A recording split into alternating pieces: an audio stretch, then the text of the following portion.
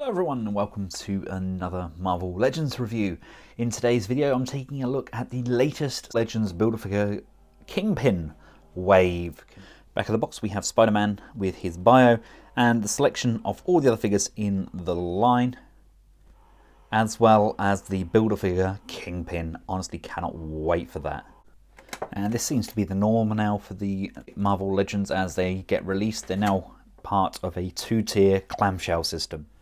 And here we have Spidey out of his packaging. Now, didn't they used to be called Doppelganger in the old game? I'm pretty sure it was. My legs are somewhat warped on Spidey, and they actually look like they're slightly a different length. The suit itself is really nice paint applications. Love how the suit's kind of been torn through by these additional arms, but there is no abdominal crunch. We've lost that abdominal crunch by gaining these biceps and shoulders. Don't get me wrong, it's nice that you've got all of this material in there. You've got a little bit extra on that joint than what I would like. And it really does look the part, but at the same time, sacrificing an abdominal crunch for Spider-Man, of all people, is a very strange thing to do in my opinion, but really love how he looks. I mean, you can still get some really cracking poses from him. Still got loads of range on the legs and the knees, and you can kind of have him swinging up. Still got nice range on that mask, so we can have him swinging. But as amazing as all of this sculpting, muscle definition, etc. looks, I can't help but thinking sacrificing the abdominal crunch was not the right thing to do. I've seen people do customs very similar to this where they haven't sacrificed it. So how come Hasbro had to? Next up we have a modern take on Black Cat. Now, it wasn't 5 minutes ago that we had thousands and thousands of the alternative version of Black Cat, the one that came in the Ultimate Goblin Bath wave. They were littering the Toys R Us's and Home Bargains. I think even Smith's got them at one point, even though there was a huge influx of bootlegs thrown into retailers as well. Now, Black Cat comes with a Wilson Fisk's arm, done in this really nice white. Love, got the buttons, etc. on there as well. Big sausage fingers as well, and he also comes with his stick. Lovely gem on the top there. You can just kind of grip that stick. But love how that looks. He is going to look insanely good. Bringing her to the front, she's got a very odd looking face. She appears to be smiling. Sort of, kind of scary looking, but I love the costume. I know it's more of a modern take, but I do love those kind of fur-lined boots there. She's got the wraparound going on, or she's got the whip in her hands. Got these lovely little fur-rimmed gauntlets and those claw-like hands. You can see a lot of people getting this just for the torso and giving us some nice repaints. Hair is a bit iffish, nowhere near as nice as Silver Sable in my opinion, but as far as Black Cat goes, if you didn't get the shelf warmer, then I think this is a nice figure. Personally, she's going to be one of the ones that I get rid of after I've finished building the Kingpin. I'll probably get rid of her, probably get rid of Symbiote Spider-Man, and maybe Night Thrasher, but we shall see. But yeah,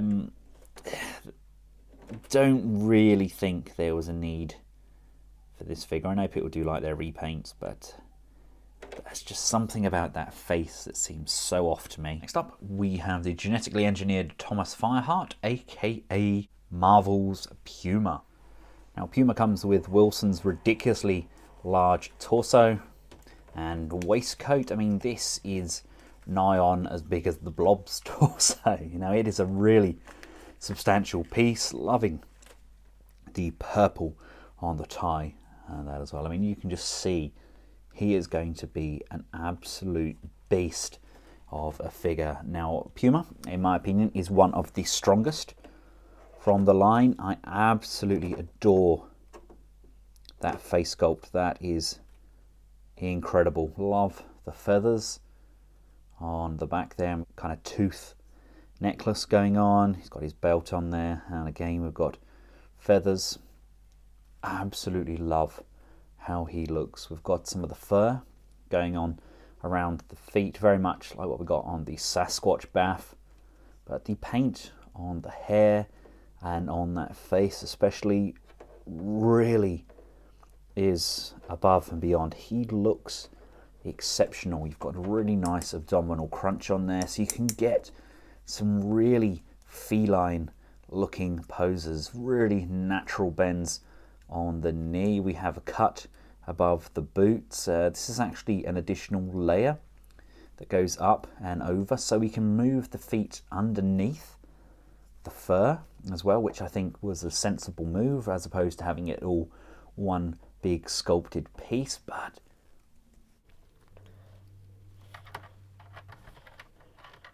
I just think we can get such a cat-like pose out of him, and he looks incredible doing it. Next up, we have an alternative version of the Venom symbiote suit on Peter Parker. Now, the best thing about this Spider-Man suit is the two absolutely awesome Wilson Fisks head sculpts. I absolutely adore that crazy angry face, and then that really stern look as well. That's nigh on perfect. I love what they've done there. Seam is still quite prominent down across the head there, and I do have a kind of swirl in my plastic there, but absolutely adore that. Now, I believe it's either with Professor X or in the X-Men wave we get the Farouk head, which we can put on the Kingpin Bath as well, but these are two very, very expressive heads. Now, the Symbiote Spider-Man is nothing that we haven't already kind of seen before, albeit we have the new head sculpt on there with a much wider eyes based on some of the more recent versions of the character, and we have these kind of beast-like toes, much more like I would expect from Venom as opposed to Spider-Man. If we bring in the traditional black suited Spider-Man, you can see the torsos are pretty much identical. It is just the new application of paint, the difference in the spider logo, which now goes up and over the shoulders. The back spider itself is completely different now, but all in all it is in essence the same figure, albeit mine is a lot looser. And we do get a difference in hands. We can get the two closed fists, or we can get these two animal-esque hands as well, which again don't really scream Spider-Man to me, but it's nice to have options. Still stand by that this is probably one of the weakest figures in the line, but if you are a Spider-Man fan or a completionist, then this may well be a good purchase for you. I'm just going to have to debate with my eldest son, who looks after all of my Spider-Man figures, whether it's worth keeping hold of or not. Again, another figure which is very awesome in hand but has no real connection with me is the founder of the New Warriors, Dwayne Taylor, aka Marvel's Night Thrasher. Now, Night Thrasher is a very odd figure. First of all, he comes with a massive tree trunk of a leg that belongs to Wilson Fisk. Really nice kind of crocodile shoes going on there, and a big chunky leg, thigh, knee rotation going on. Night Thrasher himself, he has a really nice sheen to his outfit, a really good paint sculpt in there as well. The eyes kind of look directly at you, and really good ratcheting joints on there. And then he gets all of his accessories. Now we get a backpack section which can just be tabbed in that just comes up and tabs in on his back like so. We can put either of these nightsticks in the side or in his hands.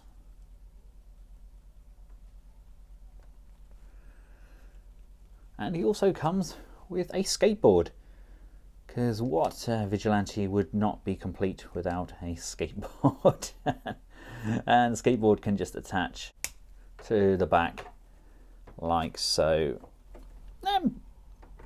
There may be a big audience out there for this character. Personally, as much as I love the sculpt, the torso could be fantastic for customs because it's incredibly smooth and may be really nice to work over.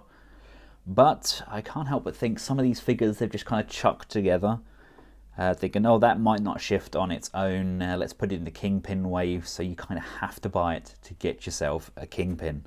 Next up, we have the lovely Silver Sable. Silver Sable comes with a rather large ham fist and his ring on his finger there. Can't wait to build this guy. Now, Silver Sable, in my opinion, has the best head sculpt from this wave. That is absolutely gorgeous. Love those eyes. Really nice paint applications around the lips. And I've seen head swaps done on this. They've basically taken this section off, and I can't think who it was. It might have been like PowerCon or something that showed it. We're going to get a Landra head in the X-Men wave, and you can just pop this off and it looks spot on this torso. So get your army building ready. So make sure you get a couple of these. Love her pistols there. It's a really nice sculpt.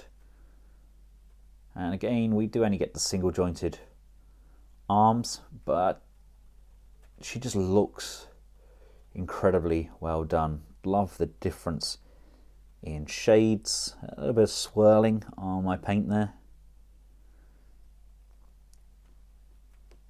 But her hair is so much better sculpted, in my opinion, than what Black Cat's is. I just think the headband makes all of the difference. Although her face does look familiar. She looks like somebody famous, and I can't quite put my finger on it. And last in this series is the demonic Norman Osborn, as he's merged with the Carnage symbiote, aka the Red Goblin, or as my son calls it, the Demo Goblin. We get the last tree trunk of a leg for our Kingpin Build-A-Figure, and Red Goblin is a very different look and take on Carnage. He does look like he's kind of got a Mr. Whippy tail going on there. Looks like that's kind of been squirted off. It's almost like a churros just sticking out his backside there. Love the paint on there. Love that kind of dark black wash that's going over the top of the Carnage figure. You've got your pumpkin bomb again with a touch of Carnage there, and we have the symbiote tendrils coming off the back and off of the arms. I especially love that maniacal face sculpt with the ability to just bring down the jaw. He looks terrifying, doesn't he?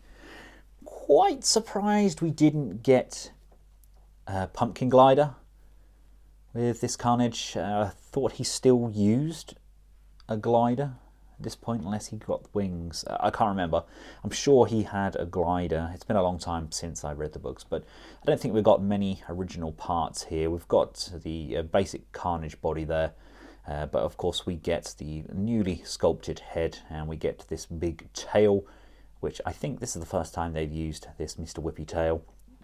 Correct me if I'm wrong, but I'm pretty sure that's the case. And finally, it's time to bring our crime boss to life. So let's start building. I'm going to start with his tree trunk legs. They're just going to push, twist, and lock into place. Make sure they've got the right leg on the right, etc. Oh, there we go. That was a nice, satisfying click, there we go. Make sure the waistcoat is on firmly and push those arms in.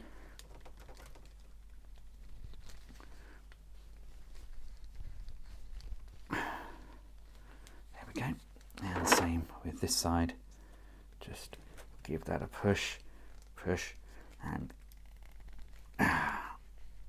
push, securing that into position. And let's just put his big fat head on. And there we have it, ladies and gentlemen. Wilson Fisk, aka the Kingpin. He is astonishing. What a gorgeous looking Build-A-Figure. I absolutely adore this. One of my favourite Build-A-Figures for a long time. We don't have as much range on the biceps as I would like. I would have liked a double jointed bend on those elbows, but at the same time he is a big ham-fisted baddie. We've got loads of pivot on those wrists, lots of rotation. We've got lots of twisting and turning up on that upper torso section there. Nothing really around the waist. It doesn't crunch or move, but we do get nice high leg kicks for a big guy. Out to the side, up like so. There is an upper thigh rotation in there, although mine does tend to want to come out of joint. And as previously mentioned, we do get really nice fat balls in those knees and up and down in the feet, albeit they are somewhat hindered by the trouser cut and rotation on those feet. But he is a complete and utter beast. He just looks like the perfect crime boss, doesn't he? They've done an exceptional job. Let me just pop that head off and we'll see how unhappy he can be. There we go. He is not happy with Spider-Man. Looks like Kurt Angle, but he's let himself go a little bit. Oh, well done, Hasbro. Well done. And to give you an idea of just how big this Kingpin figure is, he can just hold your regular kind of Spider-Man by the ankles, getting ready to swing around an aggressive punch. So there we have it, ladies and gentlemen. The Marvel Legends Kingpin Build-A-Figure wave. One of my favourite buffs, but in my opinion, one of the most mediocre of the waves. As much as I love my Spider-Man and my symbiotes, I just don't think that the missing abdominal crunch on the doppelganger, the slight differences in the symbiote suit, and then our random characters like Night Thrasher, I just don't think it's their best wave they've had to offer. But let me know your thoughts in the comments section below. I think the fun thing about Marvel and Marvel Legends are there's always a figure for someone. Thanks again to Robot Kingdom for making this review possible. I hope you've found it useful. If you have, feel free to give it a big thumbs up, share, and of course subscribe. I will have more Marvel Legends reviews coming as and when they arrive, but for now I've included a link at the end of this video to the Marvel Legends playlist. Make sure you check out my Captain Marvel wave review, and until next time, from myself and the Kingpin, thanks for watching. Goodbye.